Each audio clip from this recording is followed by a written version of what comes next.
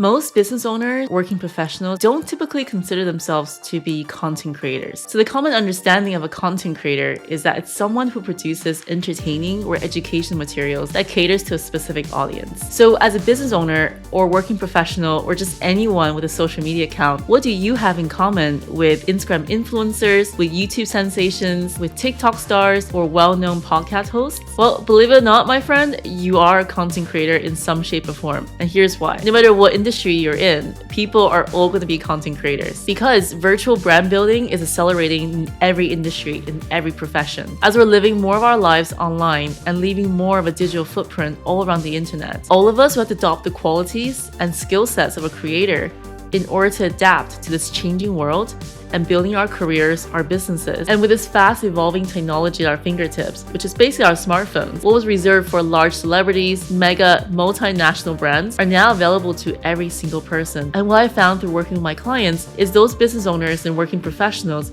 who are embracing their role as a content creator, who are actually growing their career and their businesses the fastest online. And personally, this brand that I built for myself over the last 5 years by constantly creating content around my own expertise has helped me to build the business I have today. Being invited to speak internationally, delivering training for well-known corporate brands, as well as selling digital products and services to a wide variety of international audiences. Being in the mindset of capturing content, everything that you do, and then documenting that journey and sharing with your audiences who will rally behind you and supporting you every step of the way is, in my opinion, one of the best ways to create that connection, trust, and building that authority with your audience in the long term. But here's the problem. Many of us don't consider ourselves capable of creating content and stepping this mindset of content creators. So this is me telling you how I would be a content creator if I had to start over again. Lesson number 1 is finding your own voice and also sprinkling in your own experiences. And here's my challenge for you, is to serve your audience with true authenticity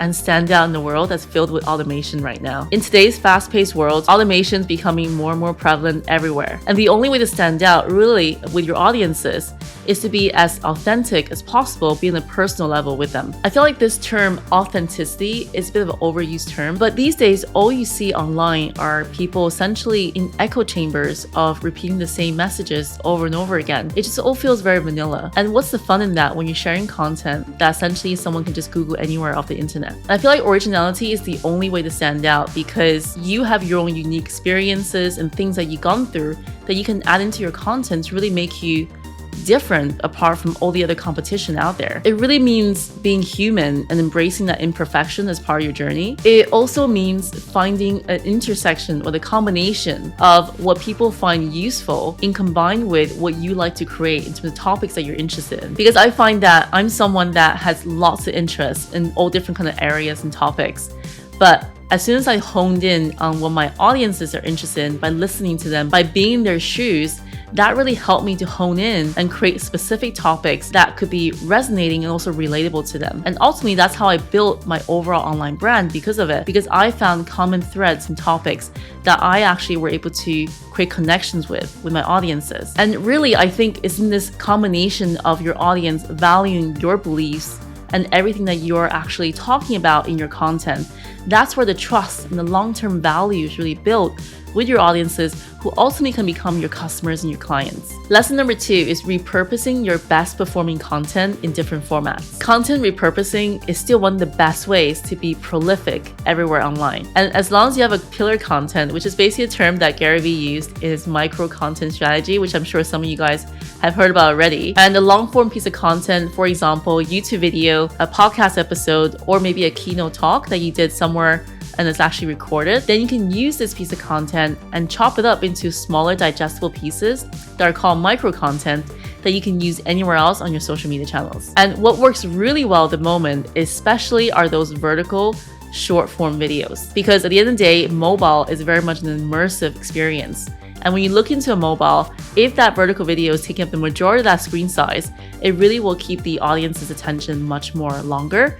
And that's why a lot of social media platforms are really pushing for this vertical format right now. And really, as a content creator, you have unlimited opportunity here to to leverage this because essentially one piece of vertical video content can be prolific everywhere else. But one thing to mention here is that social media platforms are constantly changing. So you want to make sure you stay ahead of the curve and see what's working and what's not working. So maybe in the future, there might be other formats that are working better. But the key thing is that you want to be constantly testing and see how your audiences are resonating with your content right now. Lesson number 3 is finding content formats that you actually enjoy creating. Some people prefer to record videos. Some people prefer to do only audio formats, let's say podcasts, and some people just prefer writing. So I myself from very early on knew that I enjoy making videos more rather than actually writing because I'm just not a great writer. It's something that I'm working on right now, but at the same time, it's not a format that I prefer doing on a regular basis. And I know there are lots of great writers out there who are doing fantastically, let's say on medium.com, or people who are doing amazing podcasts, right? Because they're so great at interviewing people via audio format. If you fall into that camp, you can still create amazing blog posts and also podcast episodes. I personally think podcast is still very much an uncompetitive platform compared to YouTube. So last time I did research on this, there are actually over 450,000 podcasts that are currently active right now versus, get this, 15 million YouTube channels are active at the moment. So imagine the difference in competition when it comes to between the two different platforms. Now, if you do currently do podcasts, that's actually still very much a rising opportunity for you as a creator. And especially if you're doing content that are relevant to the audiences in your industry. And remember, you don't have to stick to just one form of content. You can usually repurpose these content into different formats. Lesson number 4 is embracing the testing first mentality and learn from your data. One of my favorite things about online marketing, and especially with content creation, is that everything is attributable to data. In order to truly embrace the testing first mentality, you have to really dig into your data and your insights, because obviously what's the point having all this at your fingertips when you don't use it effectively? By analyzing the data, for example, seeing where in the video your currently audiences are dropping out of, you can see how you can create better videos going forward on maybe changing the formats and how you reposition your content. And this is the thing that you don't really see behind the scenes with many other content creators, is that we're constantly taking this data and we're refining, analyzing it, refining again in our content to make it as relevant to our audience as possible going forward.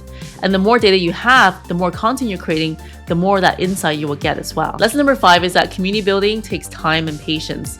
Just like anything to do with life, consistency is everything. And I think this is a really simple thing to say, but it's really hard to put into practice. I'm a really massively impatient person.